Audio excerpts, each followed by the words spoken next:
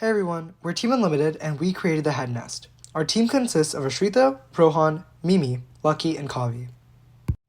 In this presentation, we'll go over our co-designer, the product, the future, and our Beaverworks experience. So let's meet our co-designer Tanmay. Tanmay is a 13-year-old boy who loves to laugh. He also loves attending virtual school from his home in Northern Virginia. His family consists of an older sister, mother, and father, but he also has a nurse who helps him throughout the day. Unfortunately, Tanmay suffers from a myriad of disabilities, including cerebral palsy, severe scoliosis, quadriplegia, mild seizures, and blindness. The problem. Due to his severe scoliosis, Tanmay leans heavily towards the right while sitting in his activity chair. His nurse's current solution is to support his neck and shoulder with folded blankets.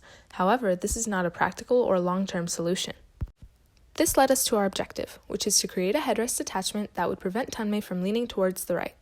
We started our prototyping process by making what we call the box model. First, we measured the dimensions of the rolled-up blankets and made boxes out of cardboard with the same dimensions. Then, we created our first prototype based on those boxes. However, we realized that the dimensions that we had didn't help much, and what we needed were dimensions of how much Tanmay leaned or how thick and wide our product should be, which we didn't really have a good way to get.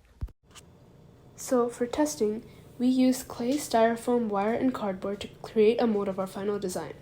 Tanmay's family bought a new activity chair, which decreased the amount of leaning, but it was still there. However, the need for a shoulder padding is gone, which meant we only needed to redesign a headrest. Our objective now was creating a headrest extension that would prevent Tanmay's head from leaning towards the right. Here is our final CAD model. To make it, we first designed a headrest with a flat extension to get a feel for what it would look like. Then we made a 2D sketch in the shape of an egg, to mimic the dimensions we determined during our prototyping. Next, we added a divot in the dark blue piece to better hold the memory foam. Finally, we added notches on both pieces so they would interlay and added a screw hole through them, increasing the connection strength. We chose to make the light blue piece that wraps around the existing headrest out of TPU to allow for some tolerance, especially with the dimensions of the mounting implement unknown.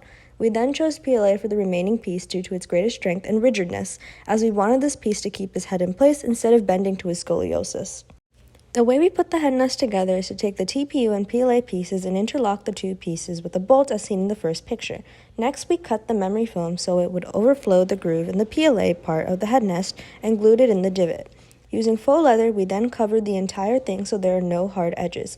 Lastly, we attached a piece of Velcro into the inside curve of the head nest and the back of the headrest, which would allow it to be attached properly. After we finished making our prototype, we went to Tanmay's house to give it to him to test for about a week. A week later, we got some feedback from the family. This included making the design, especially the stitching, more neat. However, Tanmay did not have any trouble with the design. It is a good thing to note that our project will continue to grow as Tanmay grows in the future. Moving forward, we have identified 4 things that we want to focus on improving. To start off with, we want to be able to continuously adapt to any extra feedback we get in the future, and for now, we want to focus on making it more neat.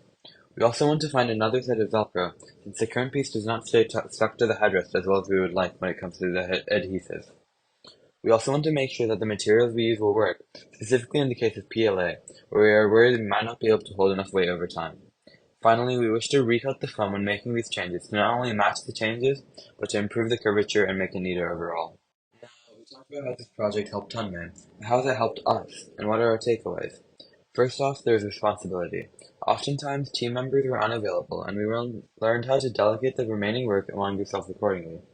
Later, those team members would pull their weight on something else so the responsibilities remained consistent. Additionally, we learned a lot about time management. We were only able to meet with Tanmay at certain times, and only 2 to 3 times with another. To make up for this small amount of time, we learned to make more detailed plans on what to do when we could meet, and stick mostly to it, with some deviations if we discovered anything new, so that we would avoid going down any other path that could just waste our time. Thank you so much for listening to our presentation, and if you have any questions or feedback, please let us know.